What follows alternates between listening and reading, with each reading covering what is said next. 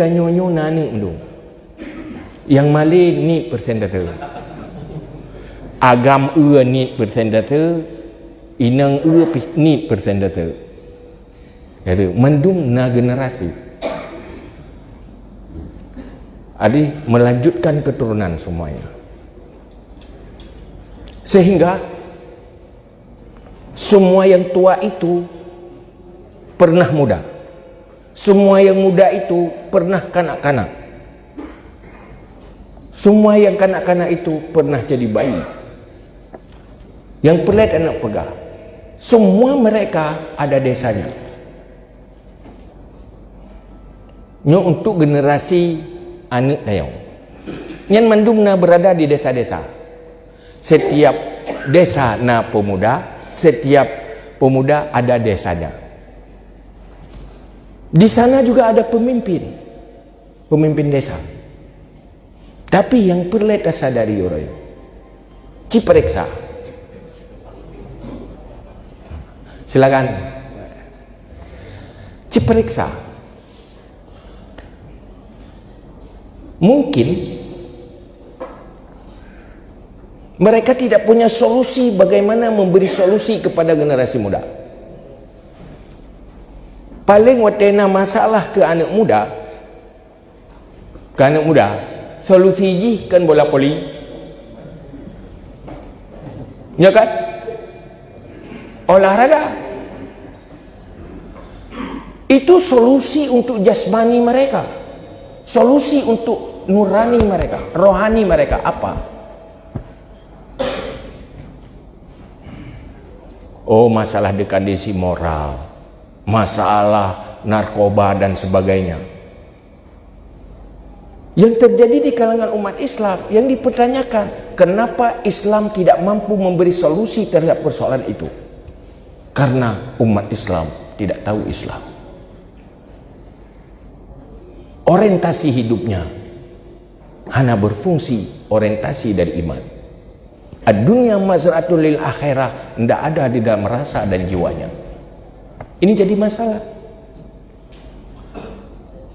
Ada pemimpin yang dipilih, itu jadi pemimpin karena terpilih, belum tentu dia punya kapasitas sebagai pemberi solusi.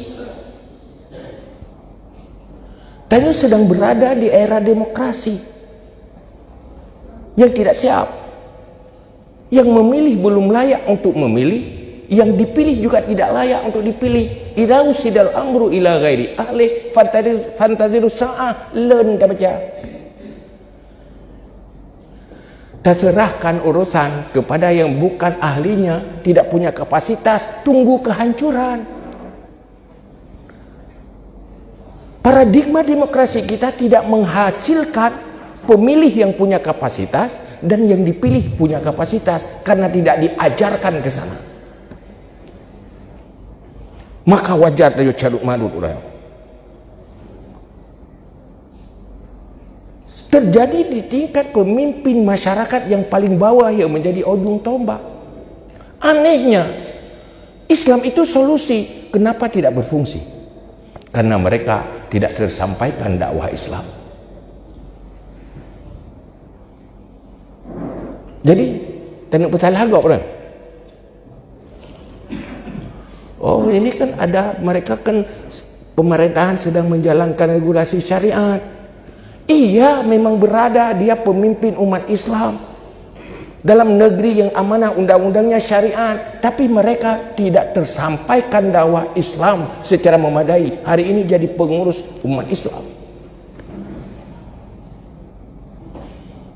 Maka Rojo tanya yang berada di desa-desa, ayo beri solusi kembali kepada Islam. Maka tantangannya, kita harus bisa menjawab semua masalah itu, solusinya ada dalam Islam. Kalau kita mampu memfungsikan Islam, kan hanya solusi. Dalam Islam siap solusi, cuma tinggal sampai di mana kita tahu tentang Islam yang memberi solusi. Islamnya menyatabuh bandingan ibarat pesawat. Pupau langit je. Beladilah pupah. Tapi tergantung siapa yang ahli mengopretkan pesawat itu, menerbangkannya. Punya orang ahli tentang pesawat itu part tegan, itu part turn, itu part pupah. Ipa pesawat pupah orang-orang. Kijok ba orang yang anak ahli yang nak lauleh ganyan. Ganyan buat ke pelarang mana? Nyanyi pesawat tajuk tinggal gaju tapi karang bawah manuk lepas pai. Akhirnya pesawatnya disfungsi. Tanya nak komputer hendak operate. Kan ada pakai ni. Hendak ada pupu isi program yang dalam komputer. Kazan. HP.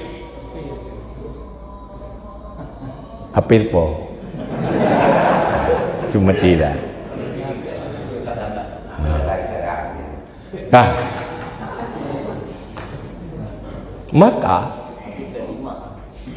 maka nyokeh yang perle hudah hadir memberi solusi yang dalam Islam ad-dunya mazra'atun lil akhirah. Maka Imam Ghazali disimpulkan setiap orang yang Islam konsep hidupnya selalu menjaga 3 hal. Bagaimana selalu bersikap adil, bersikap ihsan, dan syafaqah ala din.